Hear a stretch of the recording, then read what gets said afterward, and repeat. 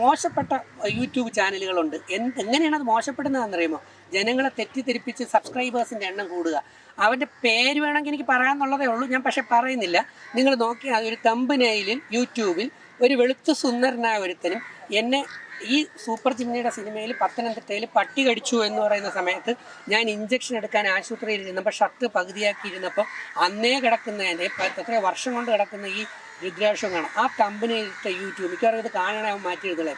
അവൻ കുറേ നാളിന് മുമ്പ് ഞാൻ ബിഗ് ബോസ് കഴിഞ്ഞ് വന്നപ്പോഴത്തേക്ക് ആ കണ്ടൊരു വീഡിയോ ആണ്. അവൻ ഏതോ പെൺകൊച്ചുങ്ങളോട് മോശമായി പറഞ്ഞു, പെരുമാറി, കല്യാണ പന്തലിച്ചെന്തോ കല്യാണം കഴിക്കുക എന്തൊക്കെയോ പറഞ്ഞുകൊണ്ട് മറ്റു കുറേ റിയാക്ഷൻ വീഡിയോകൾ മനസ്സിലായ ആളിനെ അവനെ നിശേഷം അവനെ ഒതുക്കി വലിച്ച് കീറി കഴിഞ്ഞപ്പോൾ കുറേ ദിവസം അവൻ യൂട്യൂബും പൂട്ടി വെച്ചിട്ട് വീട്ടിൽ പോയിരുന്നവനാണ് വന്ന് നിന്നിട്ട് വരിക്ക് അവൻ ഓരോന്ന് പറഞ്ഞിട്ട് എനിക്കെതിരെ അവൻ വീഡിയോ ഇടുന്നത്. അവൻ എന്ത് ക്വാളിറ്റി ഉള്ളത്? അവന് പ്രവാചകനെ അറിയാമോ? അവന് ഖുർആൻ അറിയാമോ? അവന് നിയന്ത്രണം എന്താണെന്ന് അറിയാമോ?